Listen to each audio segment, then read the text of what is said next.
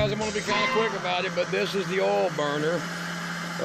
I've been feeding it just by pouring in a half gallon at a time into this funnel, and it takes forever to drain down, and you'll see that little bitty line right up in there. Here's that diesel emitter. I drained all the diesel out of it when I started it because I only put enough to hold all in the hose. It fires it up. This lets it go down. This pipe goes over. A little blower unit goes through some fittings, has a bypass on it for the air, so you can let it do a normal cool down. There it is connected. And here's this is a big water tank, okay? Used to be a water tank for pressure tank. So that's just a cap drain at the bottom. And it's just a big old water tank. It's had everything done. Now I'm hoping you can see this without it blaring your eyes out. But that is my oil burner. Right now it's been running on for the last month or so because I had a lot of this automatic transmission fluid from changing out a Mack automatic transmission. So I have lots of it, see? Lots of gallons and gallons of it. And the fluid that's going down in there right now is a 10% mix of diesel fuel and 90% type, I think it's type M or Dextron. Dextron transmission fluid that's got about 60,000, 80,000 miles on it. So that's your burn, and looking damn hot, and it does get this shop hot. And that's with that little tiny, you see that? That's about the thickness of a pencil lead, maybe a number 1 or something, or you know, those automatic pencils. It's real thin, because this is only a 3/4 inch T, you know, so you can just imagine how thin that little line is to get this much freaking heat.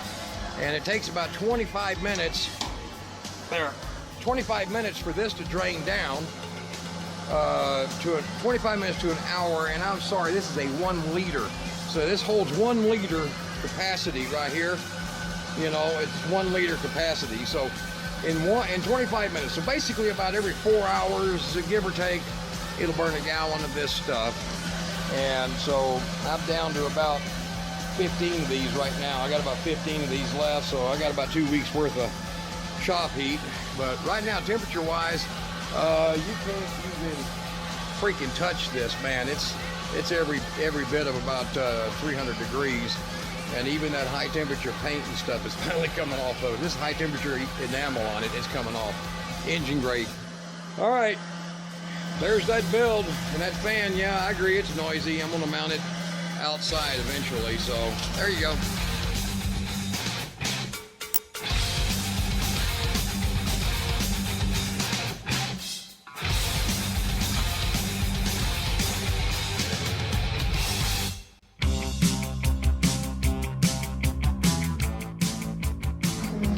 All right, folks, those who are wondering how I got this all heater set up, you hear that rattling noise. I got a wind turbine with a bearing going out in. I changed this out. This is still the kerosene/diesel emitter with alcohol, and it's what gets us fired up. We get it fired up, and in here, what you have, I guess I didn't give anybody good descriptions of this. Look at that. There's ash left in there, and that's on purpose.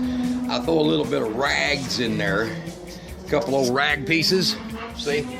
To get it lit up, okay? You soak them in a little bit of stuff and you throw them in there. And then there's this diversion plate that I put in right here so that when the air hits it, it causes a vortex, and it'll look like a tornado in here. But right down here at the bottom is a piece of 3/8 inch copper, OD, and it is fixated in the dead center, see it? And it's a 1/4 inch below the tip of this pipe. Now this is a 3/4 pipe going into a bell that makes it a 1 inch pipe. And then that goes up, let's see if I can film it, and out through the sidewall. See it? All right, and it's roughly 1.5 inches above that metal plate.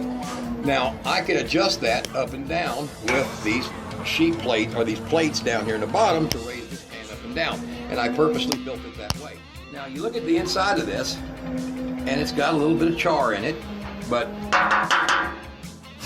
you see, it's not much.